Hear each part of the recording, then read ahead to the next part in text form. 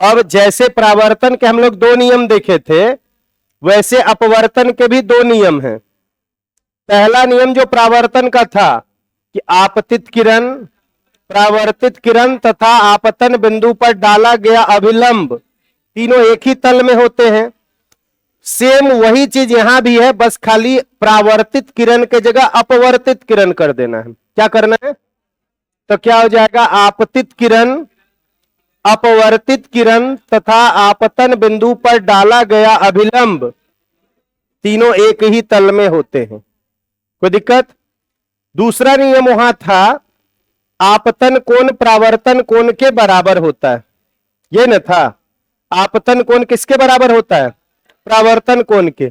यहां वैसा नहीं है, यहां है आपतन कोण की ज्या, आपतन कोण की ज्या तथा अपवर्तन कोण की ज्या का अनुपात एक नियतांक होता है। मतलब यह हमेशा एक फिक्स रहता है, ठीक है ना। इसी को किस वैज्ञानिक ने दिया? स्नेल ने। इसीलिए इसका एक नाम स्नेल का नियम भी होता है, ठीक है। और यहीं से कंसेप्ट आता है अपवर्तनांक का। किसका आता है? अपवर्तनांक का, ठीक है। कोई दिक्कत? फिर से एक बार अब आप लोग बोल लीजिए, ठीक है। प्रकाश का अपवर्तन किसे कहते हैं? फिर से एक बार सुन लो। जब प्रकाश की किरण एक माध्यम से या एक पारदर्शी माध्यम से दूसरे पारदर्शी माध्यम में जाती है, के लिए अच्छा नहीं लगता है, यहां हम लोग यूज करते हैं गमन करती है। गमन करती है तो उसके पथ में कुछ परिवर्तन होता है। आप ब्रैकेट में लिख सकते हैं कि विचलन होता है। इसी घटना को प्रकाश का क्या कहते हैं? अपवर्तन कहते हैं। अपवर्तन के कुल कितने नियम हैं? कौन कौन से? आपतित किरण, अपवर्तित किरण तथा आपतन बिंदु पर डाला गया अभिलंब तीनों एक ही तल में होते हैं। दूसरा, आपतन कोण की ज्या तथा अपवर्तन कोण की ज्या का अनुपात एक नियतांक होता है, जिसे अपवर्तनांक कहते हैं। और इस नियम को स्नेल नामक वैज्ञानिक ने दिया, इसीलिए स्नेल का नियम भी कहते हैं। स्नेल का नियम हो गया साइन आई बटे साइन आर बराबर म्यू, ठीक है। कोई दिक्कत नहीं ना। अब यहां से कंसेप्ट आ जाएगा अपवर्तनांक किसे कहते हैं, ठीक है। तो अपवर्तनांक का दो तरह से हम परिभाषित कर सकते हैं, एक स्नेल के नियम से अपवर्तनांक बराबर साइन आई बटे साइन आर, और दूसरा अपवर्तनांक का जो नॉर्मल फॉर्मूला होता है उसमें क्या होता है कि प्रथम माध्यम में प्रकाश की चाल बटे द्वितीय माध्यम में प्रकाश की चाल, मतलब ये दोनों का जो अनुपात होता है उसी को हम लोग क्या कहते हैं? अपवर्तनांक कहते हैं। क्या कहते हैं? अपवर्तनांक कहते हैं। यहां तक क्लियर है? खोलिए अब अपना अपना कॉपी, हेडिंग दे दीजिए प्रकाश का अपवर्तन।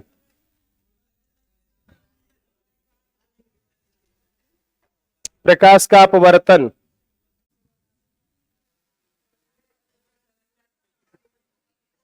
प्रकाश का अपवर्तन जब प्रकाश की किरण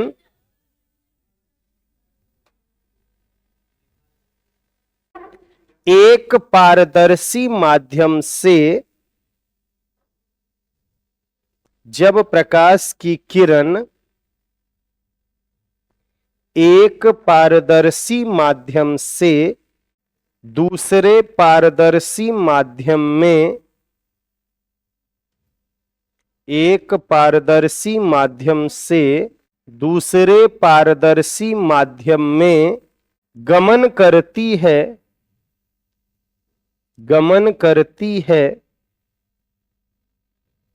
तो उसके पथ में गमन करती है तो उसके पथ में कुछ परिवर्तन होता है, तो उनके पथ में कुछ परिवर्तन होता है। इसे प्रकाश का अपवर्तन कहते हैं। इसे प्रकाश का अपवर्तन कहते हैं।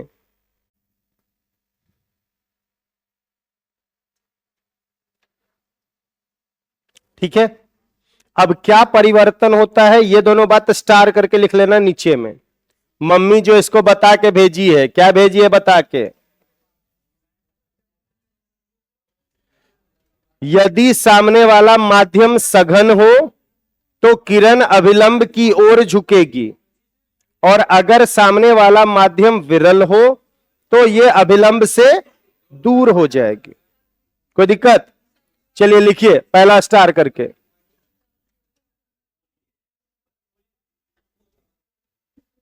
जब प्रकाश की किरण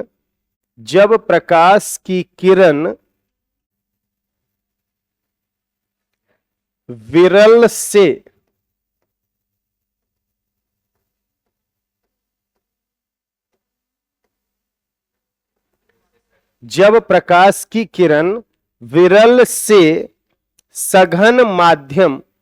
विरल से सघन माध्यम में प्रवेश करती है,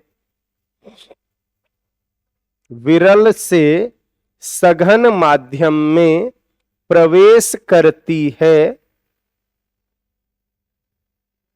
तो अभिलंब की ओर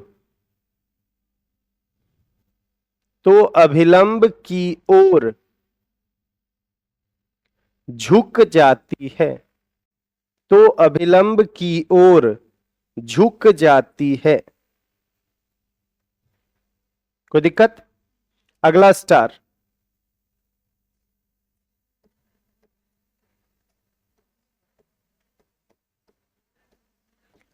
जब प्रकाश की किरण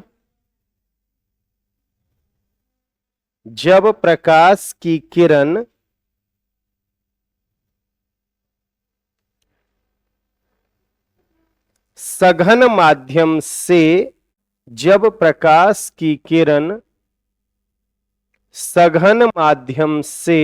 विरल माध्यम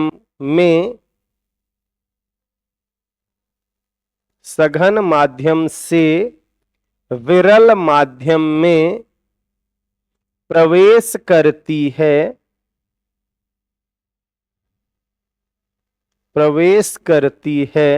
तो अभिलंब से दूर हट जाती है।